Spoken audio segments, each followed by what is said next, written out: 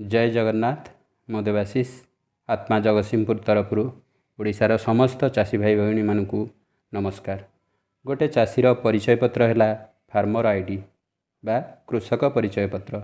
यह पाइबाकू हेले आपण निज ब्लॉक रे थिबा कृषि अधिकारी को आवेदन करें। ताकू अन्य एक वीडियो माध्यम सरल बुझाइवाकू पर केबे चेष्टा करी।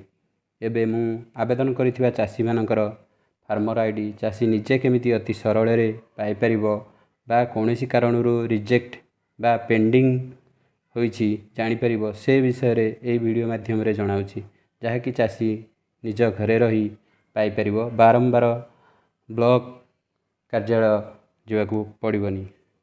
चाषी प्रथमे निज मोबाइल लैपटॉप बा पीसी जदि थाए ताहार कोनोसी ब्राउजर ओपन करंतु, जेमती है गूगल बा क्रोम ब्राउजर ओपन कली।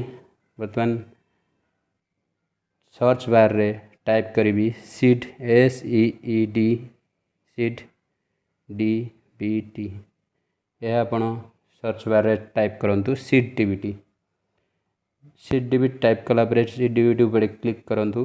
क्लिक कला परे आपणकर जो फास्ट सर्च आसीबो registered farmer ID for seed DBT Agrisnet Odisha. या आपण को गवर्नमेंट ऑफ ओडिशा रो ऑफिशियल साइट को नै जिवो, जहा कि agrisnet.odisha। ता ऊपर आपण क्लिक करंतु। ता ऊपर आपण को आपणकर जिला चयन करिया पड़िबो, जेमति कि जगतसिंहपुर चॉइस करी। तापरे ब्लॉक चॉइस करिया पड़िबो, रघुनाथपुर चॉइस करी। तापरे पंचायत चॉइस करिया पड़िबो, मो रघुनाथपुर चॉइस कली। तापरे आपण को सेही पंचायत रो जो विलेज रे आपण करो ना अछि बा विलेज जो विलेज को आपण बिलोंग करंती ताकू आपण चॉइस करंतु, जेमति मो रघुनाथपुर चॉइस कली। तापरे एठी आपण जनरेट बा पेंडिंग रिजेक्ट लिस्ट एटी तीनटा ऑप्शन आछि। ऑल मारिले सब आसीबो, जनरेट आ पेंडिंग उभय आसीबो। आउ जदि आपण जनरेट रे मारुचंती ताले जनरेट होइतिबा बा जो मानकर आवेदन होई फार्मर आईडी कंप्लीट हो जाइतिबा, फार्मर आईडी होई सारितिबा सेही चाषी मानकर ना आसी जिवो। देखो मु क्लिक कला परे एठी आपणकर अल्फाबेटिकली ना आसी जाउची। जेमति एठी आसला चाषी भाईंकर भोटर आईडी, चाषींकर फार्मर आईडी नंबर JAG 280 टिके मु ताको जूम करूछु 28098। Farmer name Ajay Sethi, father name, village, category, gender ए समस्त आसीगला। जदि आपण को डाउनलोड करिया चाहछन ताले ए भोटर आईडी जो ब्लू कलर रो भोटर आईडी नंबर अछि ता पर क्लिक करिले आपण ताको डाउनलोड मध्य करि परिबे। देखंतु प्रोसेस रे किछि समय लागुची।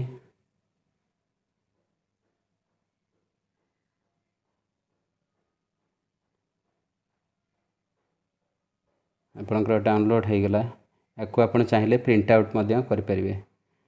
एबे आसंतु आमे जानिबा जे पेंडिंग बा रिजेक्ट लिस्ट कोन सेथरे कोन स्टेटस अछि। आमे पेंडिंग रिजेक्ट लिस्ट को जिबा सर्च बार रे सर्च करिबा।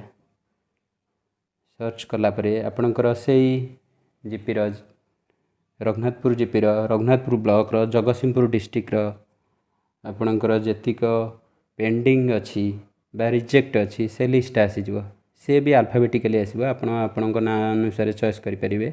देखंतु अक्षय कुमार बेहेरा, विजय कुमार परिडा एवरी आपणकर अल्फाबेटिकली आछि। Father name, village name, category, gender, rejection reason कौन कारणरू से रिजेक्ट होईछि ता मेंशन करा जाईछि।